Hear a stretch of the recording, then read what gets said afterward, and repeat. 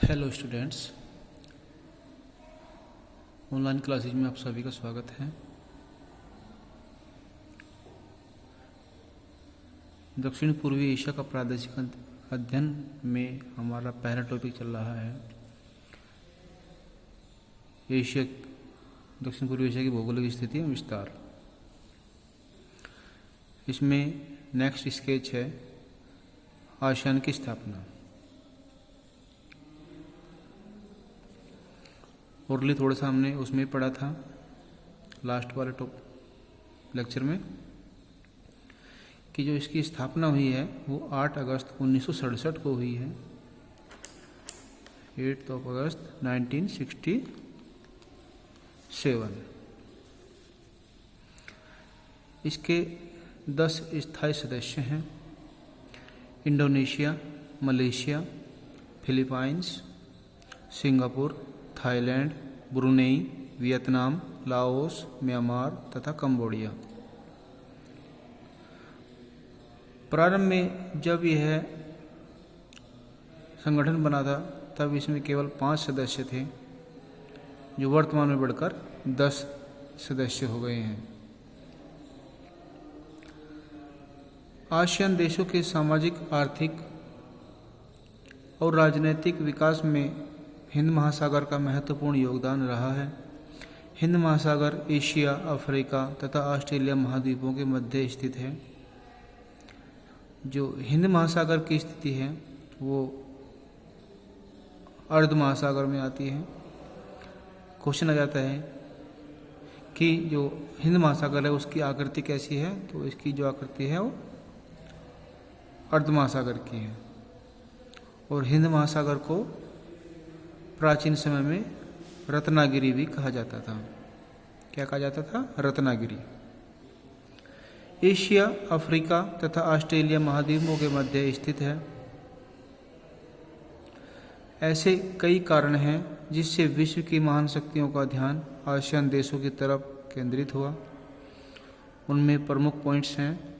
First is, Hind महासागर के तटवर्ती देशों में कीमती खनिज, सोना, हीरा तथा चांदी के पर्याप्त निक्षेप पाए जाते हैं।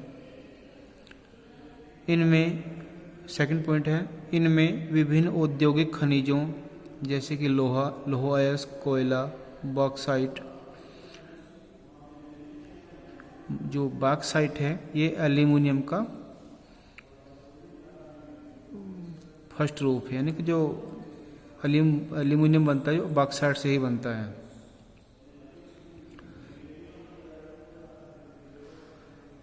तो ये बॉक्साइट क्या है? कच्ची धातु है। टीन, मैग्नीज, पेट्रोलियम आदि के विशाल भंडार पाए जाते हैं। थर्ड पॉइंट है, आसियान देशों में विभिन्न बागाती फसलों जैसे रबर, चाय, गर्म मसाले, केला, नारियल आदि फसलों का बड़े पैमाने पर उत्पादन होता है। मैंने आपको पहले बताया था कि जो ये दक्षिण पूर्वी एशियाई देश हैं, ये विषुवत रेखा के आसपास हैं। यहाँ पे वर्षा डेली होती है 12 बजे से 4 बजे तक। और यहाँ पे जो यूरोपवासी थे इन्होंने यहाँ पे आके अधिकार कर लिया था, आधिपत्य कर लिया था इन देशों पर। उन्होंने यहाँ जो रोपण कृषि है उसको बढ़ावा दिया, या बागाती कृषि को बढ़ावा दिया। उसमें आपकी रबर, चाय, गर्म मसाले, केला, नारियल आदि फसलों का बड़े पैमाने पर उत्पादन होता है। नेक्स्ट पॉइंट है, दक्षिण पूर्वी एशिया चावल की कृषि के लिए प्रसिद्ध है। ये इम्पोर्टेंट पॉइंट है कि दक्षिण पूर्वी एशिया चावल की कृषि के लिए प्रसिद्ध है। थाईलैंड को चावल की भूमि, लैंड ऑफ राइस कहा जाता है। इसी प्रदेश में फिलीपाइंस की राजधानी मनीला में अंतर्राष्ट्रीय चावल अनुसंधान संस्थान चावल की अद्भुत प्रजातियों के विकास में योगदान कर रहा है।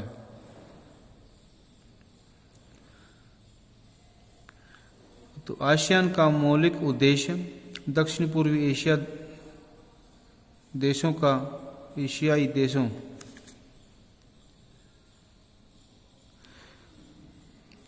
दक्षिण पूर्वी एशियाई देशों का आर्थिक विकास, सामाजिक प्रगति, सांस्कृतिक विकास के साथ साथ क्षेत्रीय शांति की स्थापना है। तो आसियान के क्या उद्देश्य है? तो जो दक्षिण पूर्वी एशियाई देशों का आर्थिक विकास हो, सामाजिक प्रगति हो, सांस्कृतिक विकास हो तथा इसके साथ साथ क्षेत्रीय शांति भी यह संगठन चाहता है। कौन सा संगठन? आसियान। इस संघ में शामिल होने वाला सबसे बाद वाला राष्ट्र कंबोडिया है।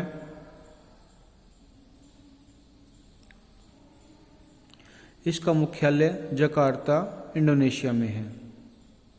तो जकार्ता क्या है? इंडोनेशिया की राजधानी है, वहाँ पे इसका मुख्यालय है, हेडक्वार्टर है किसका? आसियान का। नेक्स्ट स्केच है सामुद्रिक एक सूत्रता। दक्षिण पूर्वी एशिया के में जल परिवहन और समुद्री मार्गों की प्रधानता है। मैंने आपको पहले मैप में समझाया था कि जो है ज़्यादातर देश द्वीपों में विभक्त हैं और यहाँ पे समुद्री मार्गों की प्रधानता है। इस क्षेत्र के अधिकतर देश विकसित नौ परिवहन सुविधाएं रखते हैं।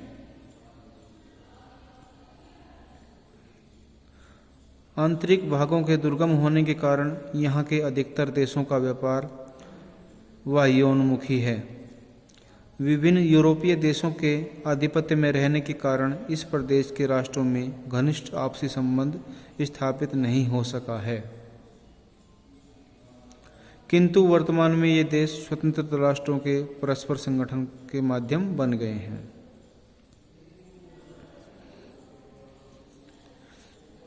समझ में आ भाई? जो पाश्चात्य देश थे, जो यूरोपीय देश थे,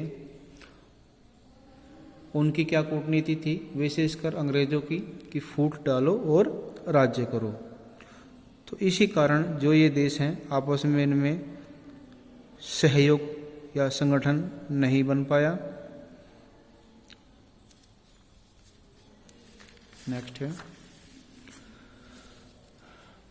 नेक्स्ट स्केच है दक्षिण पूर्वी एशिया की आंतरिक प्रादेशिक विभिन्नता। दक्षिण पूर्वी एशियाई प्रदेश में अनेक भौगोलिक समानताओं के साथ साथ आंतरिक प्रादेशिक विभिन्नता भी बहुत अधिक है। जो ये दक्षिण पूर्वी एशियाई देश हैं इनमें भौगोलिक समानता है।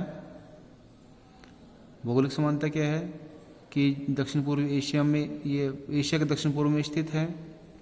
यहाँ विषुवत रेखीय जलवायु पाई जाती है। यहाँ प्रतिदिन वर्षा होती है, लेकिन इसके बावजूद यहाँ पे कुछ प्रादेशिक विभिन्नता भी दृष्टिगोचर होती है। जैसे इस प्रदेश में सर्वाधिक विभिन्नता प्रायद्वीपीय भागों तथा द्वीप समूहों में मिलती है। मैंने आपको पहले भी समझाया था कि प्रायद्वीप क्या होता है? किसी स्थल का जो भूभाग समुद्र की ओर निकला रहता है तथा वह तीन ओर से समुद्र से घिरा रहता है, वह क्या कहलाता है? प्रायद्वीप कहलाता है।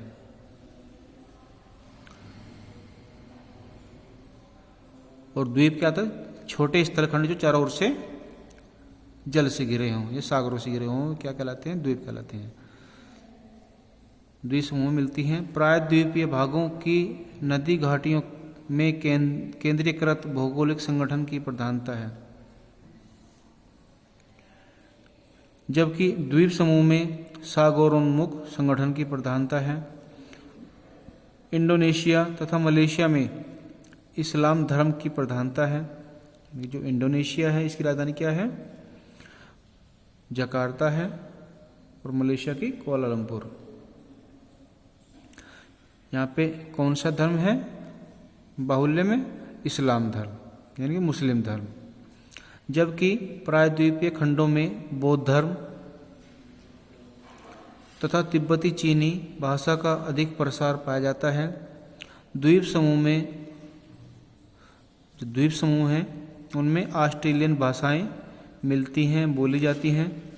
दक्षिण पूर्वी एशिया के प्रत्येक खंड में लघु स्तरीय भौगोलिक विविधता दिखाई देती है। अतः इनमें समानता राष्ट्रीय इकाइयों के स्तर पर परिलक्षित होती है। तो ये बच्चों हमारा आज पहला टॉपिक समाप्त होता है। आई होप कि आपकी समझ में आया होगा। आज के लिए इतना ही। नेक्स्ट वीडियो में नया लेक्चर प्रारंभ करेंगे। Okay, thank you.